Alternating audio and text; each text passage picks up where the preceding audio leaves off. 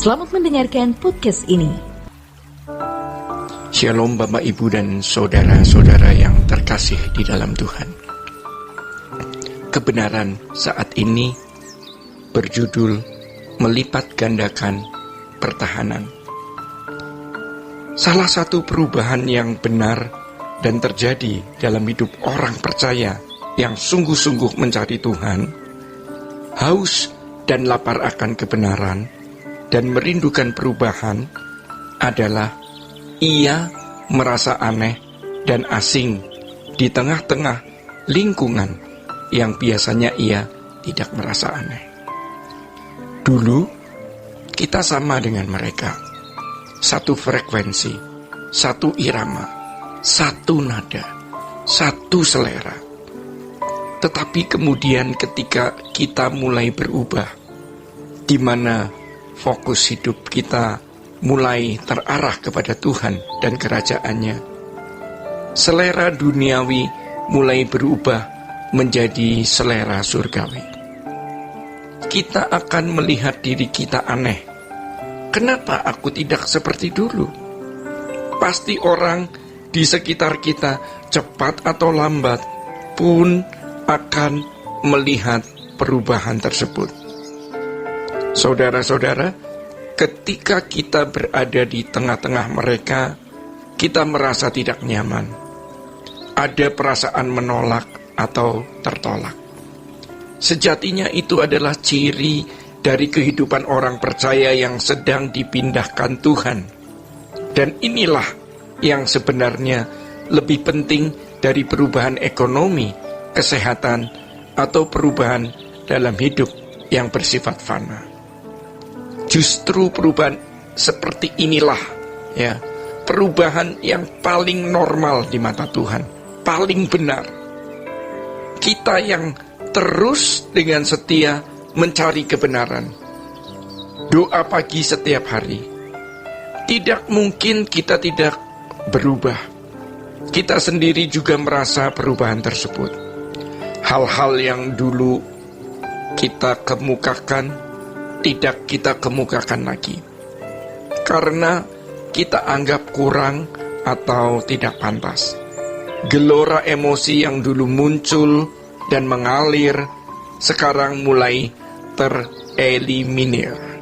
Jadi ini adalah ciri dari seseorang yang benar-benar mengalami perubahan.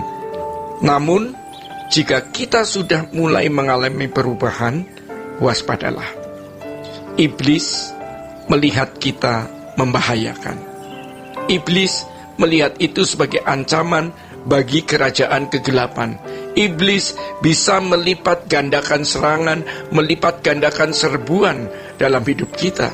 Jadi kalau kita sudah mulai menapaki perubahan ini, kita harus juga melipat gandakan waktu mencari Tuhan, mendengar khotbah, dan mulai benar-benar meninggalkan hal-hal yang tidak perlu kita lakukan. Bapak, Ibu, dan saudara-saudara, ingat, kita harus benar-benar memisahkan diri dari dunia. Memang ada orang-orang yang tidak bisa kita hindari. Berhati-hatilah saat kita bertemu, karena penggaraman negatif dari dunia bisa melalui orang-orang dekat kita. Bisa itu pasangan hidup, orang tua, anak-anak, keluarga, orang dekat, ya, yang dapat dipakai iblis untuk menghentikan laju perubahan kita, karena kita sedang menuju Yerusalem baru.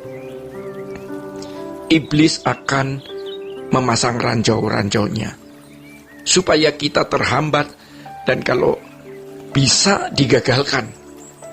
Di sisi lain, kita juga akan mulai heran, seperti yang dikatakan di dalam 1 Petrus 4 ayat 12, bahwa akan ada nyala api siksaan yang menimpa kita. Jadi, ketika kita mulai sungguh-sungguh, kita akan menghadapi hal-hal yang tidak terpikir sebelumnya, dan kita akan bertanya, mengapa semua ini terjadi, Tuhan?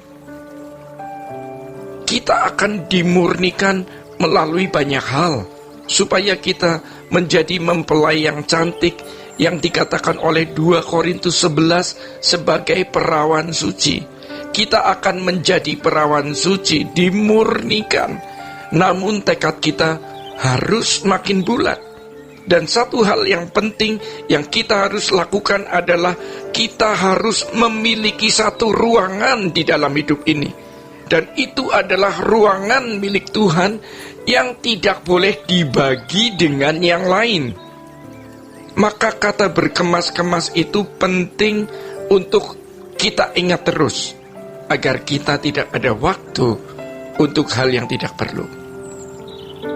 Ingat, waktu Nehemia membangun tembok Yerusalem, Sanbalat dan teman-temannya mengganggu, supaya usaha membangun kembali tembok Yerusalem itu terhambat.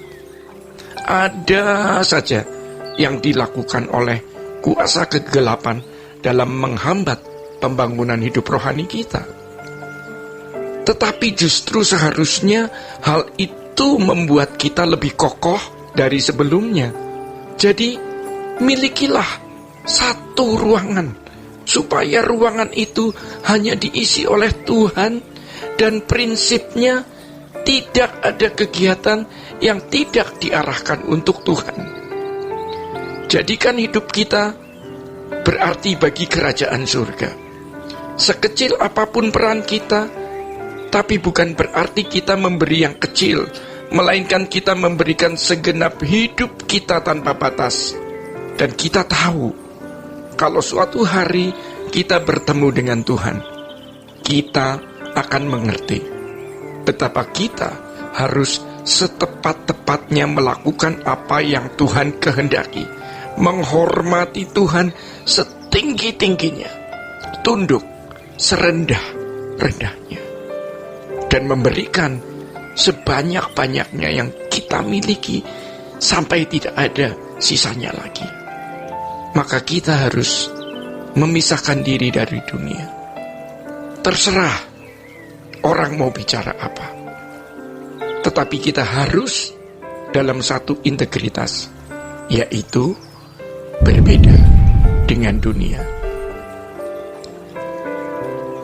Bapak Ibu yang dikasihi Tuhan, demikian kebenaran pada saat ini. Haleluya, Tuhan Yesus memberkati. Sola Gracia.